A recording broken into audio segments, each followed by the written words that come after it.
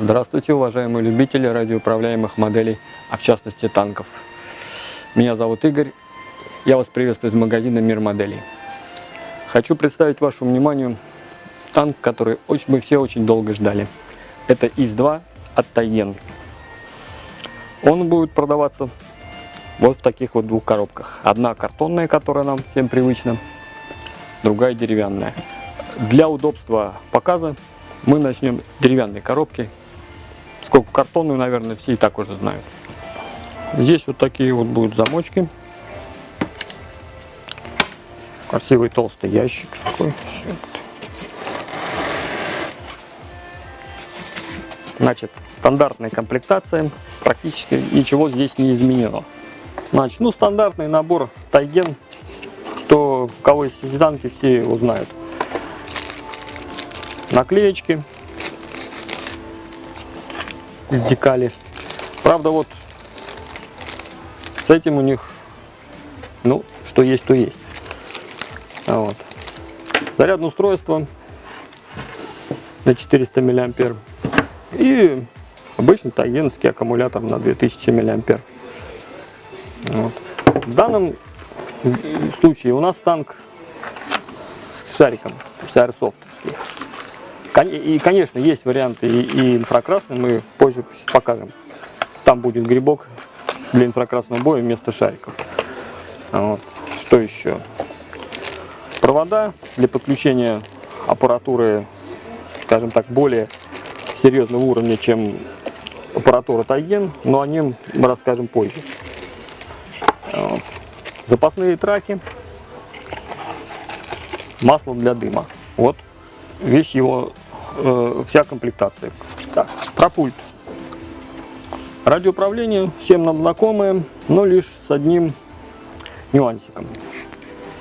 Здесь вот эта кнопка уже рабочая. Это бинт танка, она же и пулемет. Вот это уже включение дым-машины, которая здесь пропорциональная. Вот перед вами два варианта расцветки этого танка и два варианта для радиобоя и для стрельбы с шариком. В данном случае вот этот защитного цвета у нас как раз таки под инфракрасный бой. Вот. Тут тоже все как бы понятно. Этот у нас стреляет шариком 6 мм.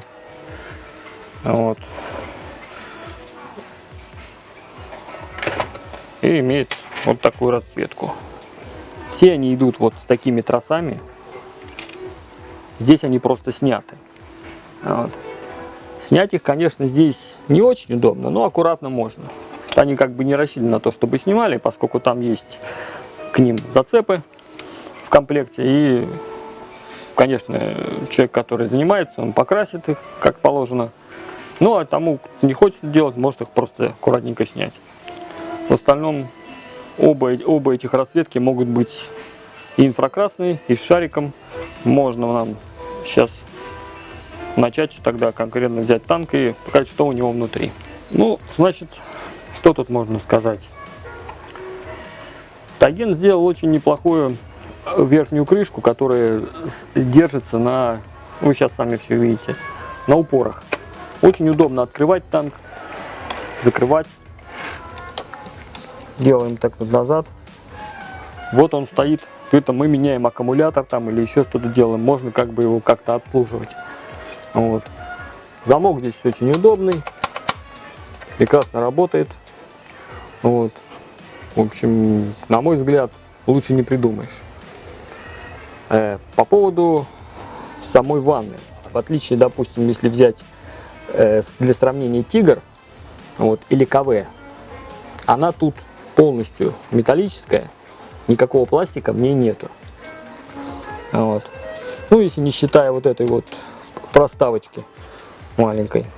Редуктор стальной, подшипник имеет только на основном валу, то есть все остальное на втулках.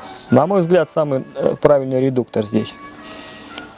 Вот. Дым-машина стандартная. Башня у нас на 360 вертится. Гусеницы натягиваются. Это есть.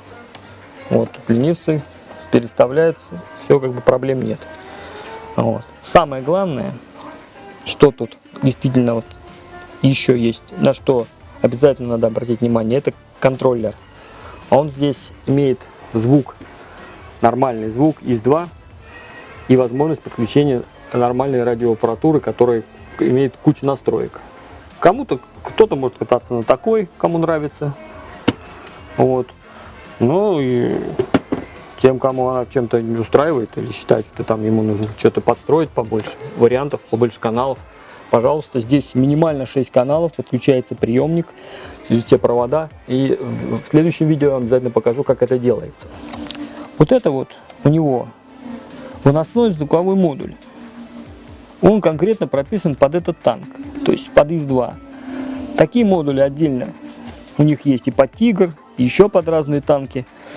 Вот. Очень удобно, просто снимаем и подключаем любой другой модуль, и получается звук того танка, какого нам нужно. Вот. Ну вот тут видно редуктор стальной. Вот тут вот подключение этой проводки на приемник. Я обязательно сниму контроллер, все это покажу в разобранном виде, чтобы было видно. Посмотрим, как это подключение происходит, как это все работает. Значит, у танка весь низ металлический. Ведущие, ленивцы, опорные катки, гусеницы, все металл. Подбашенная часть пластик, башня металлическая. В общем, это верх у него получается как на 34-ке Тайген или на Тигре. Также, то есть у Тайгена подбашенная часть всегда пластиковая. На мой взгляд, если так разобраться, вот, танк вообще практически идеальный получился. Ну, не к чему придраться. Но вот момент включения, конечно, у нас здесь спорный, скажем так. У меня здесь вывернута башня. Почему иначе мы не откроем люк и не запустим танк? Конечно, можно этот выключатель оставлять включенным, просто разъединять батарею. Это гораздо будет быстрее и удобнее, чтобы не выворачивать башню вручную или же после того, как покатался, вывернуть ее и выключить танк в таком виде. Иначе она просто перекрывает этот люк и его не открыть. Ну, этот момент я единственный недостаток, если так можно сказать, не считаю существенным, поскольку достоинств тут столько, что, в общем-то, не передать. Вот. Ну, сейчас я вам просто его включу, послушайте звук, посмотрите, как все крутится. Вот, в общем, послушайте. Вот. Так, ну вот у нас здесь включение. Здесь же у нас заливка дым машины. Здесь же у нас регулировка звука танка. Вот.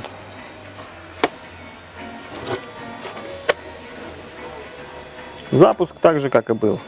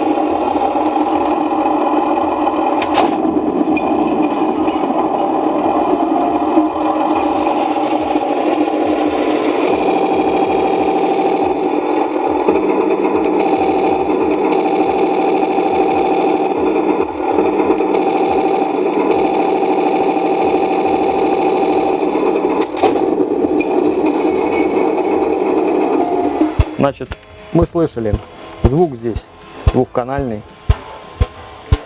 поворот башни теперь уже пропорциональный, это мы видели, я это специально показал.